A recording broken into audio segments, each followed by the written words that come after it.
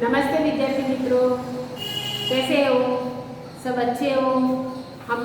हमने कक्षा 7 विषय हिंदी और उसका पाठ 6 डॉक्टर विक्रम साराभाई के बारे में इसके पहले के वीडियो में मैंने चलाया था पाठ। अभी डॉक्टर विक्रम साराभाई मैंने आपको पहले बोल के रखा था कि आप लोग आगे का पढ़ के रखना। आप लोगों ने पढ़ाई की होगी, मैं आपकी पढ़ाई पे विश्वास कर लेती हूँ। पढ़ाई की या नहीं की वो आपको बता। अब देखो, डॉक्टर विक्रम साराभाई बहुत बड़े वैज्ञानिक थे। उनका माता पिता का नाम अंबालाल था और उनकी माता का नाम था सरला देवी। उनका जन्म 12 अगस्त 1919 को अहमदाबाद में हुआ था और उनकी 1942 में उनकी शादी मृणालिनी साराभाई से हो गई। उन्होंने अंतरिक्ष की गहराइयों में जो ब्रह्मांड से किरण आते हैं उनकी खोज करने के लिए अनुसंधान करके उसका खोज करके कैम्ब्रिज यूनिवर्सिटी से उन्होंने 1947 में पीएचडी की डिग्री प्राप्त की थी। ब्रह्मांड तथा सौरमंडल और सौरमंडल के कई जटिल प्रश्नों का प्रायोगिक हल निकालने का श्रेय डॉक्टर विक्रम साराभाई को प्राप्त होता है। यह उन्हीं का सुझाव था कि कॉस्मिक किरणों पर प्रयोग के लिए हिमालय की ऊंची चोटियां सर्वाधिक उपयुक्त व अनुकूल होगी। उनको पता थी कि जो ब्रह्मांड से आने वाली किरणों का अनुसंधान करना है, खोज करनी है, तो उसका जो जटिल प्रश्न है उन जटिल प्रश्नों का सुझाव करने के लिए उन्हें कहाँ जाने पड़ेगा? हिमालय की टोच पर, जहाँ उनको हिमालय की ऊंची चोटियाँ टोच पर सर्वाधिक अच्छी तरह से उनको वहाँ पे अनुकूलता मिलेगी। इसीलिए भारत सरकार ने गुलमर्ग में वैज्ञानिक उपकरणों से लैस एक प्रयोगशाला स्थापित की। भारत सरकार ने अपने वैज्ञानिकों के लिए उन्होंने गुलमर्ग में वैज्ञानिक उपकरणों से लैस यानी युक्त वहाँ पे जो एक प्रयोगशाला स्थापित की गई, वहाँ पे सब वैज्ञानिक उपकरण वैज्ञानिक साधनों के साथ में एक बहुत बड़ी प्रयोगशाला स्थापित की गई।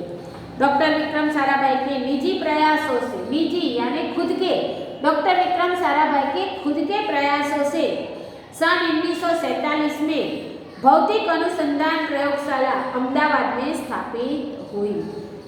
इसी सन 1947 में विक्रम साराभाई ने अपने खुद के निजी खर्चों से उन्होंने एक प्रयोगशाला अहमदाबाद में स्थापित की।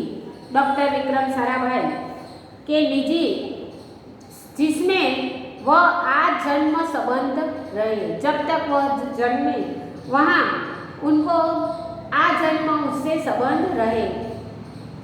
साथ ही उन्होंने देश में वस्त्र उद्योग की तकनीक समस्याओं के हल निकालने के उद्देश्य से अहमदाबाद में टेक्सटाइल इंडस्ट्री रिसर्च एसोसिएशन की आधारशिला रखी।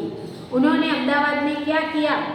प्रयोगशाला के साथ साथ में उन्होंने वस्त्र उद्योग, कापड़ उद्योग की सबसे बड़ी तकनीक समस्याओं को, उनको कपड़े की बहुत बड़ी फैक्ट्रियां भी उन्होंने डालने का उद्देश्य से अहमदाबाद में टेक्सटाइल मिल, जिसको अपने मिलें बोलते थे, पहले अहमदाबाद में बहुत सारी मिलें थी, वह टेक्सटाइल इंडस्ट्री रिसर्च एसोसिएशन, कपड़ा कैसे बना जाए, इसका कैसे व्यापार करना जाए, वो पूरा हल उन्होंने निकाला और उन्होंने टेक्सटाइल की आधारशिला भी रखी।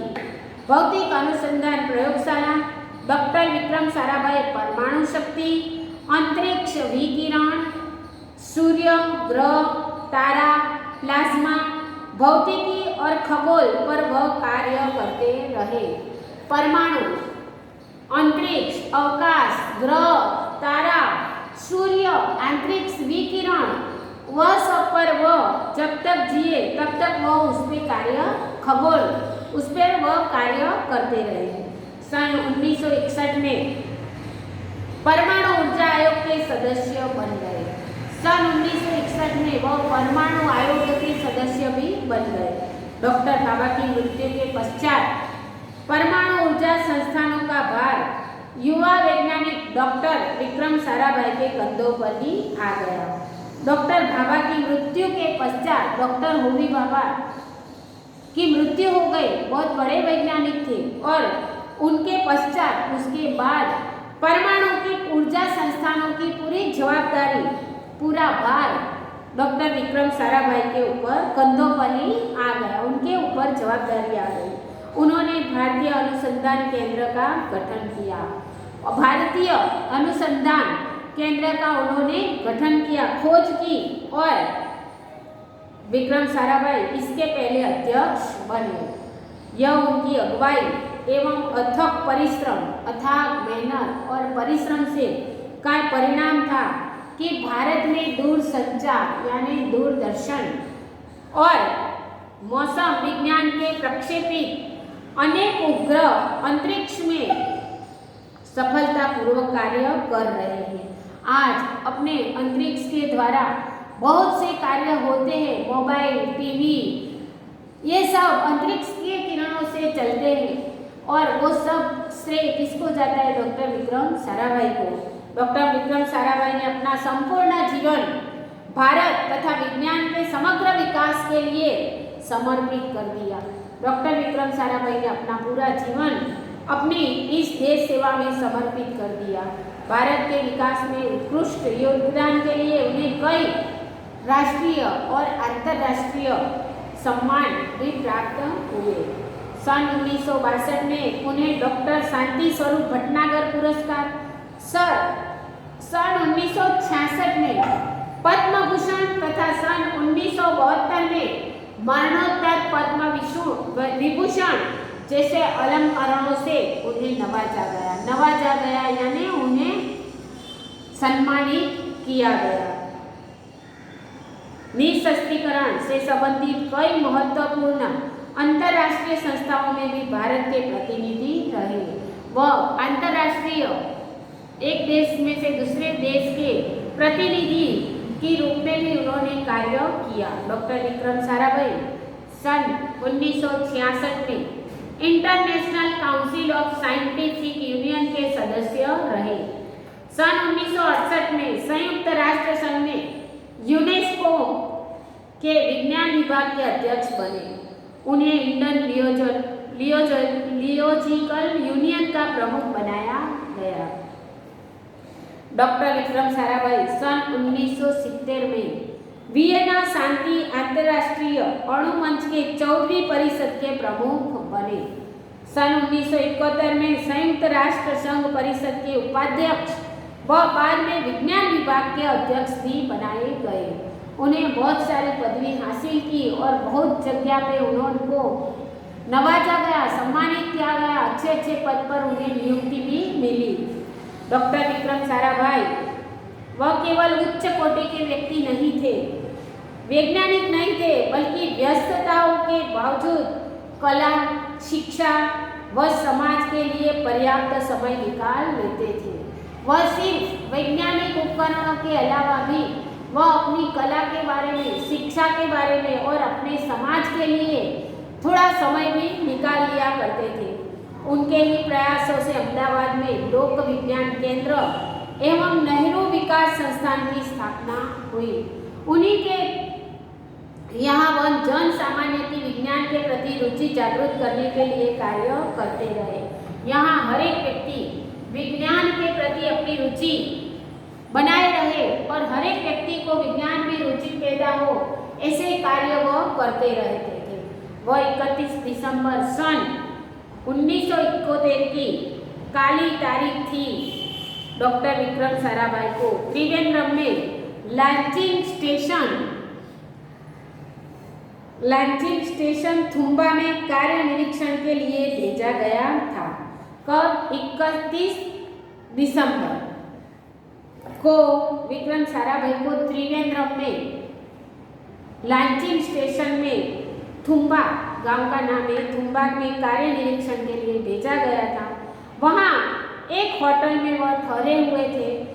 यहाँ हृदय की गति रुकने से उनकी मृत्यु हो गई और वहाँ उनकी हृदय रोग से उनकी मृत्यु हो गई। उनके निधन से विज्ञान में बहुत बड़ा गहरी चोट आई और विज्ञान में नित नित आयामों को जोड़ने वाला एक जीवन चक्र सदा के लिए रुक गया।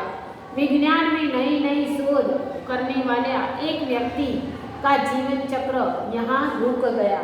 ऐसी महान प्रतिभा, ऐसी महान मूर्ति को हम सत सत यानी 100 बार नमन करते हैं और वहाँ उनका देहांत हो गया, निधन हो गया। निधन यानी मृत्यु हो गई। ऐसे महान वैज्ञानिक को हम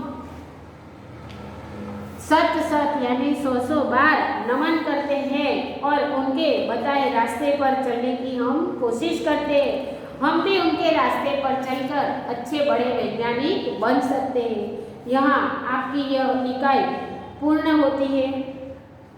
आपको अनुवाद करना है और शब्दार्थ लिखना है नोट में और गृह कार्य में अभ्यास और स्वाध्याय के सवाल जवाब लिखने हैं।